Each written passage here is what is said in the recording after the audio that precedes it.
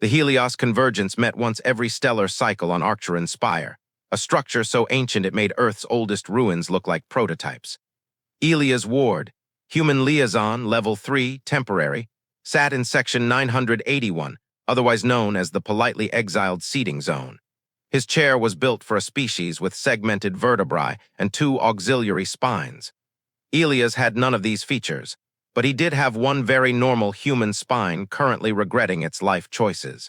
He attended 5 convergences. He'd spoken 0 times, his official orders: attend, observe, avoid doing literally anything. He followed this with the devotion of a man who valued not being vaporized. Today's agenda concerned mineral rights in the Aravan Rift, something Elias knew nothing about, and violations of the Celestial Accord, something he suspected nobody truly understood, including those citing it. Delegates shouted, hissed, radiated, and emitted pheromones translating as "may your progeny molt improperly." Elias typed on his datapad, Session 1102, Universal Confusion. Recommend Earth continues pretending to understand galactic diplomacy. Then the air tightened, like sound itself flinched. She had arrived. Archon Seraphine Vaelor of the Kryth Dominion didn't enter so much as overwrite the room. Her skin, deep violet, shifting like compressed starlight, glimmered with bioluminescent sigils that pulsed in a language older than half the civilizations present. Her armor looked grown, not forged. Organic metal that curved like something alive and slightly offended. She stood nearly 3 meters tall, a gravitational event disguised as a woman. Her eyes, liquid silver threaded with luminous filaments, swept across the chamber with clinical, predatory precision. 8 Kryth sentinels followed, warriors capable of tearing apart battleships for exercise. Species who worshipped gods tended to fear them less. Elias had perfected the art of avoiding her attention for 5 years. His greatest achievement, the moderator, a slow-burning plasma organism, attempted a greeting. It came out like a fire with stage fright. Seraphine ignored it. "You quarrel over minerals," she said, voice rolling through the chamber like thunder that had chosen to develop enunciation. Children fighting over glittering stones. Delegates froze. Elias made another note: Archon Vaelor silences 400 species via disappointed maternal energy. Then Seraphine's head tilted, something shifted, alert, hunting. Her gaze swept ancient warlords, bureaucrats of star-spanning empires, beings made of light and geometry, and landed on section 981. On Elias, he forgot how lungs worked. His organs filed resignations. Every delegate followed her gaze. Seraphine lifted an arm, movement fluid, inevitable, and extended a single obsidian-clad finger toward him. "That one is mine." Silence detonated. Delegations whispered through pheromones, bioluminescent color shifts, and subharmonic vibrations. Treaties reassembled in real time. Entire power hierarchies bent around a single sentence. Elias remained frozen in his poorly chosen chair, datapad still in hand like an emotional support device. Ambassador Leona Hale, chief Terran diplomat, rose. She had survived 19 first-contact crises, a civil war on Thalaxis Prime, and that one ill-advised banquet with the digestive fluid drinkers. Right now, she looked like reality had personally offended her. "Archon Vaelor," Hale said tightly, "Terran sovereignty requires clarification. Are you claiming jurisdiction over Delegate Ward?" Seraphine didn't blink, she never blinked. "I claim nothing political. The human belongs to me." A collective psychic gasp rippled across the chamber. Elias lifted his hand in a small, doomed gesture, lowered it, raised it again. He could not stop committing to the bit. "Hi, why?" Several species emitted noises their translators refused to categorize. Seraphine's eyes brightened, interest, amusement, maybe predatory curiosity. "Stand." Elias stood, the chair side in visible relief. "Approach." The arena floor was a maze of ramps, anti-grav platforms, and structures built for species ranging from gaseous to arachnid. His shoes squeaked across polished alloy like they too desperately wanted diplomatic immunity. Reaching the Archon's platform, Elias found her even more imposing up close. Beauty sharpened into threat, awe sharpened into inevitability. Seraphine addressed the chamber. 3 standard years ago, this human intercepted a distress call in the Earth belt. Elias' blood temperature lowered 5 degrees, so it was about that. "My son's vessel had been ambushed, shields failing, crew trapped." He remembered the call, panicked, young, afraid. His cargo runner was unarmed. His pilot had begged him to flee. Elias had said, "We can't just leave them." The human, Seraphine continued, placed his unshielded ship between my son and incoming fire. He bought time with hull, engines, and 23 Terran lives. Silence swallowed the chamber. When we arrived, his vessel held together through emergency foam and something humans call hope. His first question was not about pay or safety. It was, "Is the kid alive?" She turned to him. "You acted without calculation, without gain, without reason except compassion. By Kryth law, that made you blood-bound to my line." The chamber didn't recover quickly. Hundreds of beings, some ancient enough to remember when stars formed differently, sat frozen as the implications rearranged their internal political maps. Elias, still standing beside Archon Seraphine Vaelor like the world's most confused housebit, was desperately trying to look smaller. This was not possible. He was already human. Ambassador Hale cleared her throat, a sound that attempted diplomacy but achieved only panic suppression. "Archon Vaelor," she said carefully, "while Earth acknowledges your cultural customs, the Terran Republic requires clarification on the nature of this claim." Seraphine didn't look at Hale. She looked at Elias as if determining whether he was going to do something catastrophically human again. Then she addressed the room. "The nature is simple. The human saved my son. In Kryth tradition, this binds him to my lineage. Any offense against him is offense against me." A ripple of color shifts and pheromonal flares swept the chamber. Elias' translator rendered most as, "Oh no, politically catastrophic. The humans did what? The Archon adopted the mammal, a delegate made of vibrating crystal rose, each oscillation translating to skepticism. Archon, with respect, you cannot simply absorb an observer species representative into your ruling bloodline without consultation. This violates 7 treaties and at least 1 metaphysical accord." Seraphine stared until the crystal being's vibrations faltered. "Then rewrite the treaties." The chamber went still. Elias leaned slightly toward Ambassador Hale. "Is she allowed to do that?" Hale whispered back without moving her lips. "She absolutely is not allowed to do that." Seraphine added, "If your accords cannot accommodate gratitude, your accords are flawed." Several species suddenly remembered they had no desire to die today and sat down. The moderator, now visibly flickering from stress, attempted again. "Perhaps the council could examine the legal aspects of." Seraphine's gaze sliced across the room. The moderator extinguished himself into a diplomatic ember. Elias raised his hand for the second time in his diplomatically irrelevant life. Can I ask something?" The fact that he spoke sparked immediate chaos. 16 translators chirped warnings, 2 species ducked. One released a defensive scent cloud translating as the small primate has activated. Seraphine turned to him. Her expression said, "Proceed." Her posture said, "If you embarrass me, I will throw you into a star." What exactly does "belongs to me" mean? Like, is this a symbolic thing, a political thing, or a "please don't kill me, I have so many reports to file" thing? The chamber reacted as though he had just slapped fate across the face. But Seraphine's gaze softened, not much, but enough to register on the Kryth emotion spectrum. "It means you are under my protection," she said. "Under Kryth law and Kryth honor, anyone who attempts to harm you will be dealt with by me." Elias blinked, so space insurance. A Kryth sentinel actually made a sound. Not laughter, more like a tectonic plate considering humor. Before the room could digest the concept of human sarcasm, another delegate stood. A serpentine representative of the Threx coalition, scales shimmering in anxious patterns. "Archon Vaelor, forgive our bluntness, but humanity is new. Their contribution to the convergence is minimal. Why extend such profound protection to an inexperienced species?" Seraphine didn't bother facing him. "Because the human acted without calculation. He saved a life without weighing political value. No elder species in this chamber would have done the same." That struck the room like a meteor. The Threx delegate's scales shifted to a guilty green.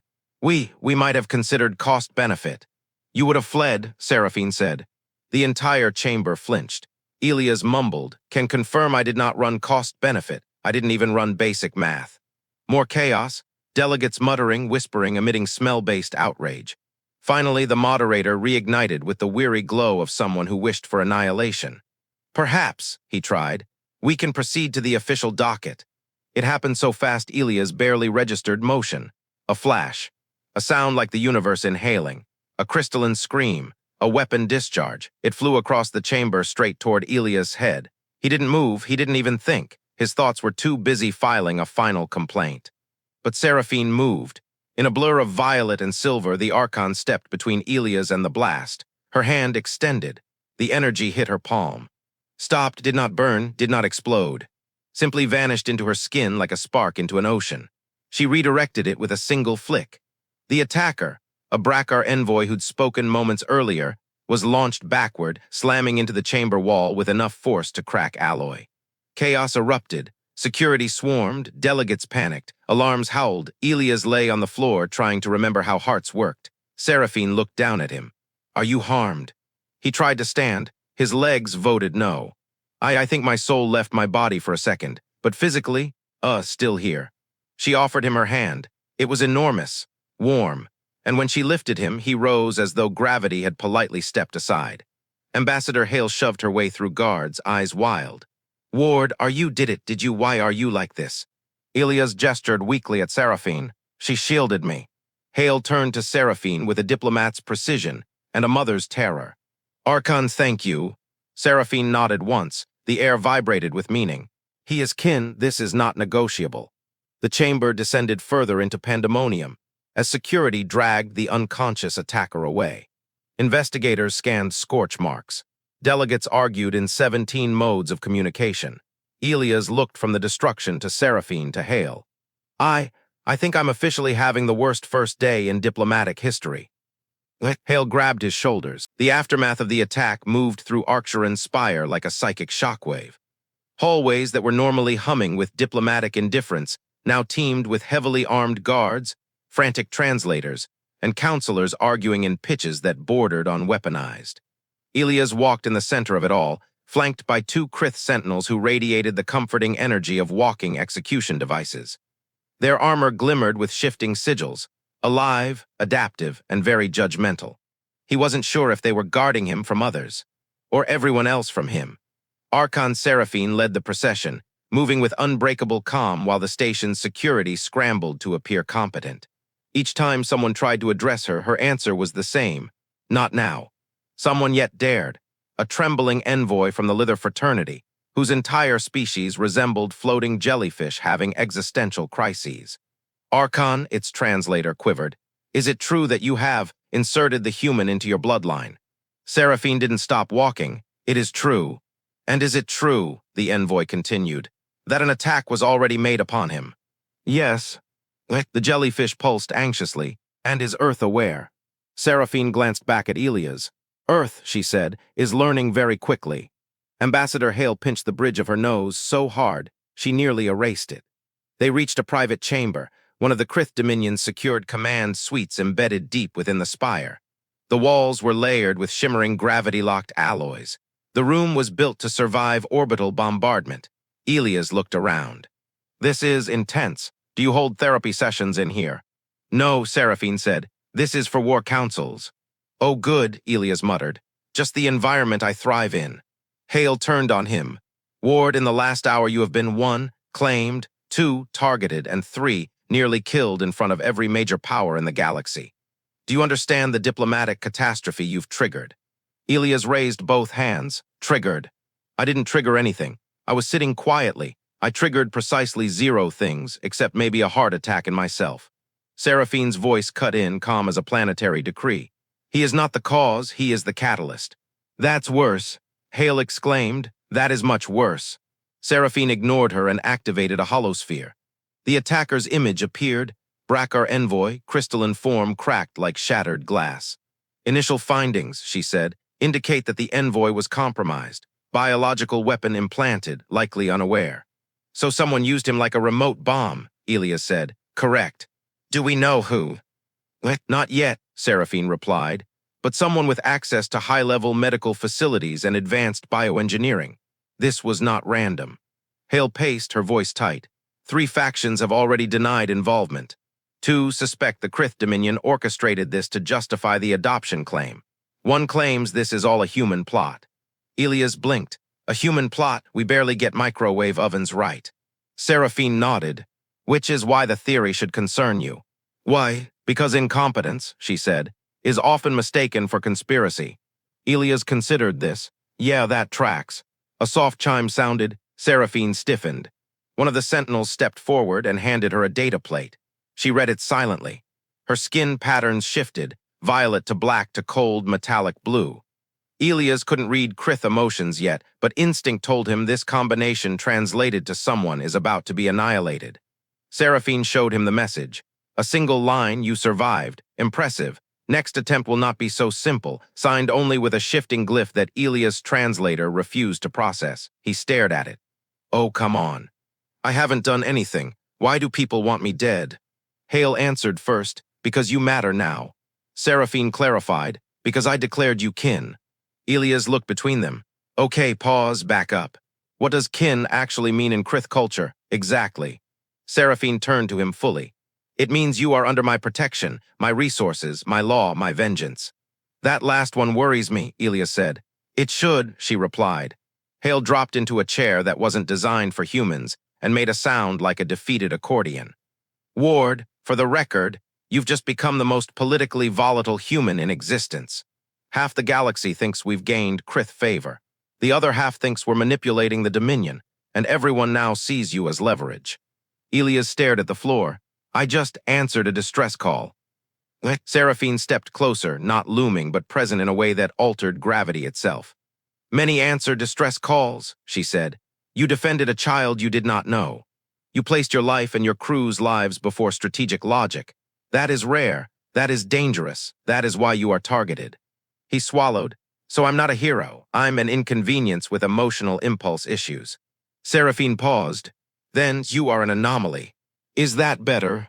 It is worse, she said, but more valuable. A sentinel opened a side door. Archon, preparations are complete. Seraphine nodded. Elias frowned. Preparations for what? She faced him. For your relocation. My what now? You will not return to Terran quarters, she said. It is not safe. From this moment on, you remain in the Kryth wing, under guard. So I'm a guest. A protected asset, Hale corrected. A political hostage, Elias suggested. Seraphine's expression did not change. A member of my clan. Elias processed this, then whispered, do clan members get dental benefits? Seraphine allowed the faintest flicker of amusement.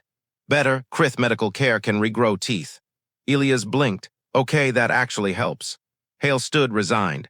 Ward, until this is resolved, you stay with the Kryth, no arguments. Elias sighed. Right, fine, okay. But just for the record, none of this was my fault.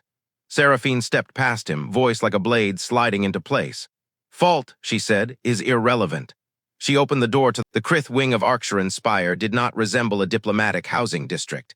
It resembled a fortress built inside the rib cage of a fallen titan. The corridors were lined with living alloy, metal that pulsed faintly, as if remembering war. Sigils along the walls reacted to movement, adjusting gravity and atmospheric pressure with predatory attention. The lighting wasn't illumination so much as a faint bioluminescent glow, like stars whispering secrets. Elias followed Seraphine through the shifting hallways, flanked by sentinels whose footsteps were unnervingly silent for beings who looked capable of wrestling asteroids. So, Elias said, trying to keep his voice casual, do Kryth architects hate comfort? Seraphine answered without turning. Comfort makes beings complacent, complacency kills. Right, Elias muttered. And here I was thinking maybe a throw pillow would help diplomatic relations. One of the sentinels made a sound like tectonic humor, or hunger. Elias wasn't sure. They reached a massive door that unfurled open like a metallic iris, revealing his new quarters. Elias stared. The room was enormous, built for someone twice Seraphine's size, let alone his. The ceiling arched upward like a cathedral carved from obsidian starlight. The bed looked less like furniture and more like a hibernation platform for a cosmic beast. A pool of shimmering liquid occupied one corner. It was unclear whether it was water, coolant, or a biological entity biding its time. Is that supposed to be a bathtub? Elias asked. Yes, Seraphine said. And will it eat me? Only if you insult it. Right, so no jokes. Seraphine stepped inside, evaluating the room with the eye of someone who expected assassins to burst from shadows at all times. Two sentinels positioned themselves outside the entrance. The door resealed with a deep, resonant hum. Elias exhaled. So this is it, my new room, residence, containment chamber, whichever one is accurate. Seraphine turned to face him. You are safe here. You keep saying that, but the phrase safe feels extremely relative at the moment. She studied him. It wasn't the cold, predatory gaze she'd shown the council. It was something else, measured, calculating, almost curious. You are unsettled. Unsettled? Elias laughed weakly.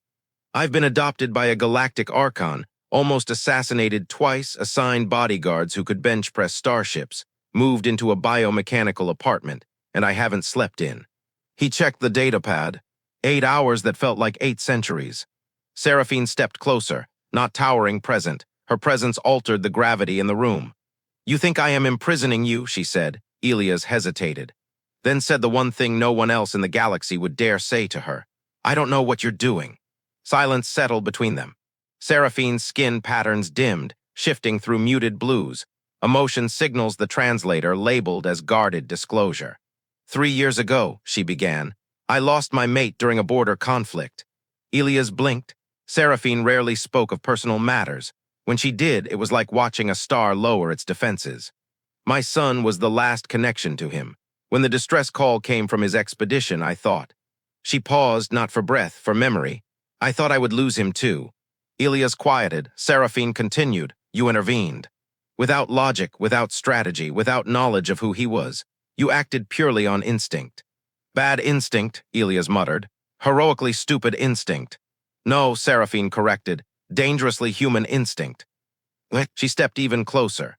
To the Kryth, bonds of life debt are sacred. You saved my son. You did not ask for reward. You placed strangers before yourself. That act carries meaning, more meaning than you understand. Elias looked away, suddenly embarrassed. I didn't do it for meaning. I just heard someone scared and panicked, and I don't know, didn't want anyone to die that day. Seraphine studied him, as if examining a rare, volatile artifact. That is why you are valuable. Valuable, Elias repeated flatly. Great.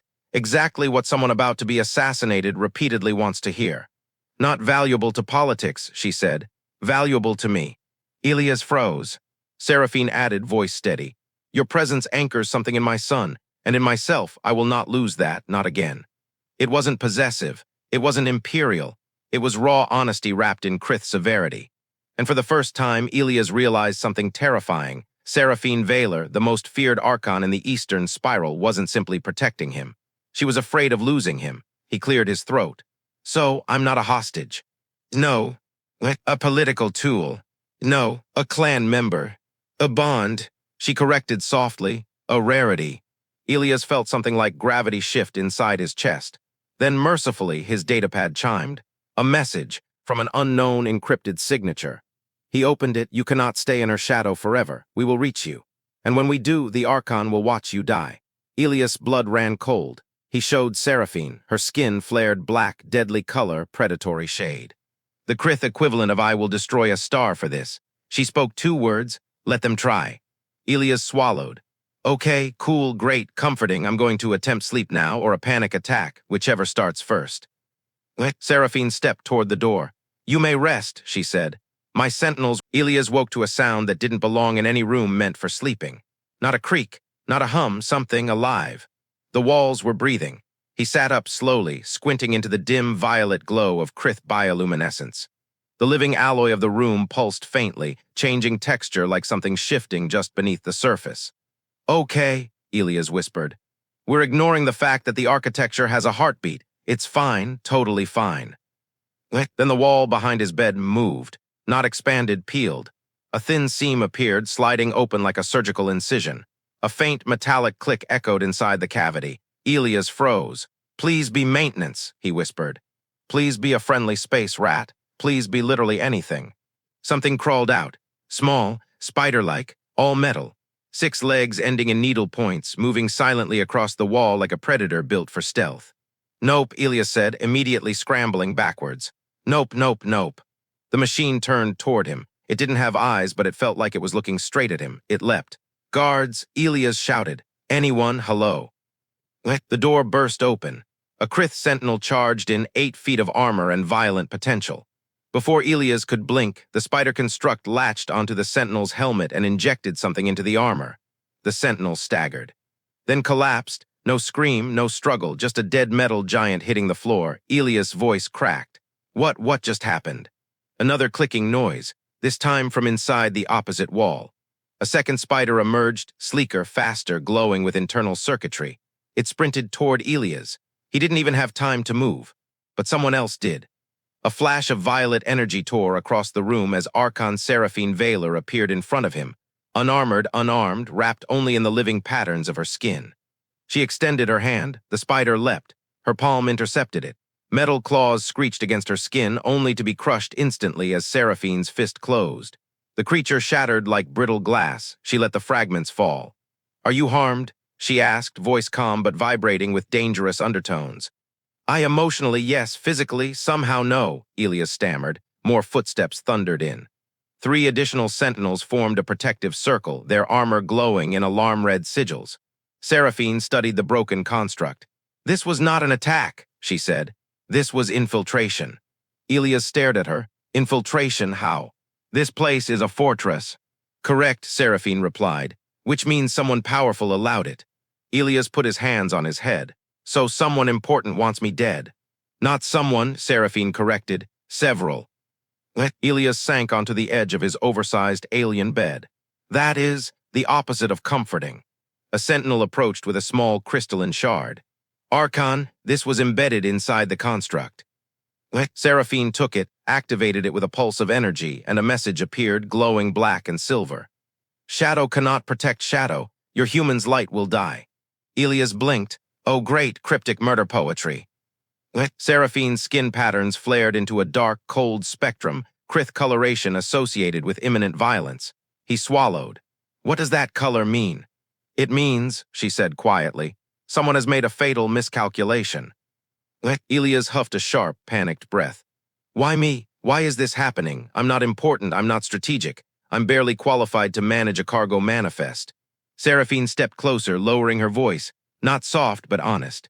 "You are being hunted because you acted without agenda. Compassion without calculation is unpredictable. Unpredictable is dangerous." "I just helped a kid," Elias said. "That's not political." "It became political the moment you survived." Elias shook his head. "I never asked for any of this." Seraphine's gaze softened slightly.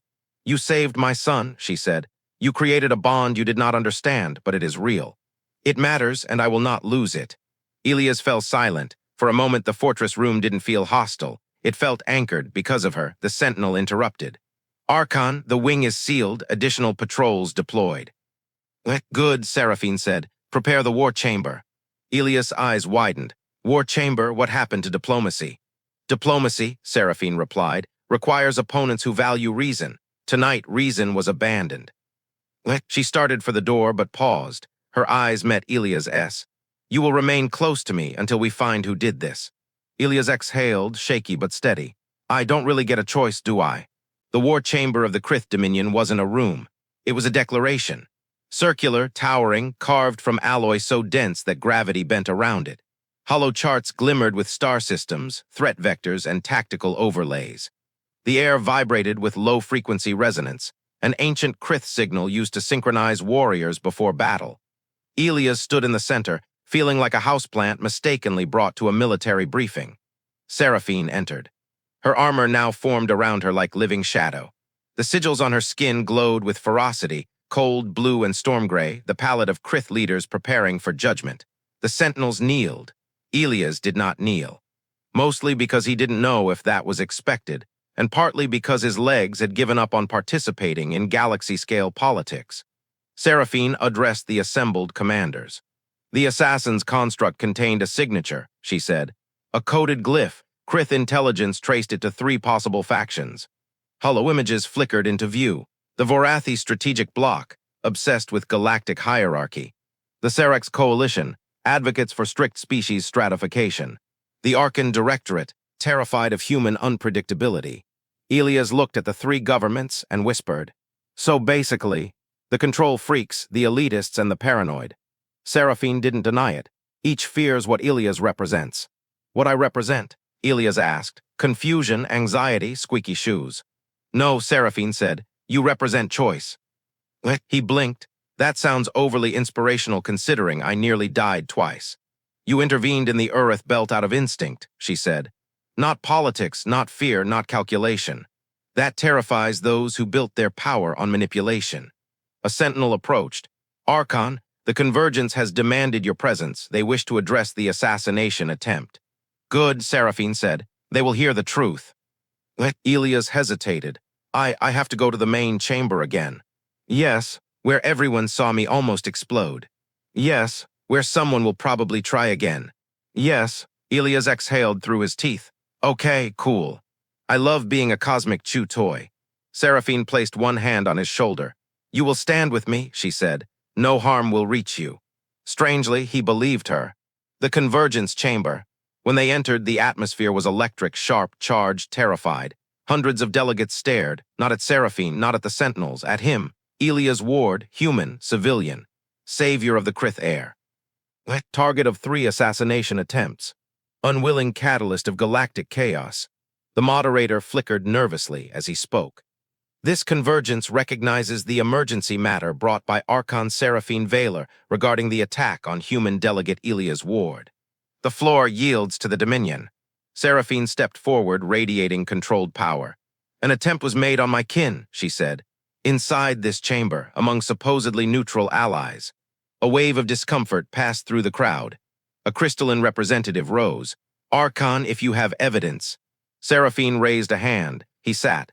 We traced the infiltrator to 3 factions, she continued, one of which now attempts to present itself as uninvolved. Hollow projections appeared, each labeled with the glyph recovered from the spider construct. Gasps, color shifts, pheromone bursts. The Archon delegate panicked first. This is manufactured. A Kryth fabrication to justify. Seraphine stepped toward him. You sent a killing machine into my clan's quarters.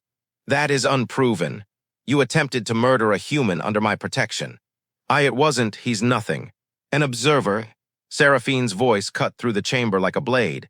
He is not nothing. The room stopped breathing. Elias felt his heart attempt to escape through his ribs. Seraphine continued. He saved my son. He risked his life for a child he did not know. He changed the course of a battle with no expectation of reward. He acted with purity of purpose, something this council has forgotten. And that, she glared at the Archon delegate, is why you fear him. Murmurs, shock, recognition. Then the moderator asked, Human Delegate Ward, do you wish to respond? Elias blinked. Hale whispered, say nothing. Please don't say anything, I'm begging. But Elias stepped forward, because if he didn't, this moment didn't mean anything. The entire chamber waited. Elias cleared his throat. Hi, he said. A translator malfunctioned from stress. I'm not a hero, Elias continued. I'm not important. I'm not dangerous. I'm not even good at my job half the time. I didn't save Seraphine's son because I wanted to make a political statement. I saved him because he was scared, and I couldn't live with myself if I ignored that. He looked at the factions who wanted him dead. You're afraid because you think kindness is unpredictable, because compassion isn't a strategy, because you can't control someone who does something without expecting anything back. He shrugged, that's a you problem. Several delegates made involuntary noises. Elias gestured broadly. You keep calling me a threat, or a symbol, or an anomaly. But I'm just a person who didn't want a kid to die. If that's destabilizing your political systems, then maybe the systems are the problem. A long, stunned silence followed. Even Seraphine looked at him differently, not amused, not surprised, but impressed. The moderator finally spoke. The council acknowledges the human delegate's testimony. Seraphine stepped beside Elias. I invoke Kryth law, she said. Clan binding Article 12, recognition of bloodkin before the convergence. The chamber erupted. You can't do that. It's unprecedented. A Kryth Archon can't adopt a human. This changes interstellar balance. Seraphine lifted a hand, then adapt. Her voice thundered. This human stands as family under Kryth Dominion. Any strike against him is a declaration of war.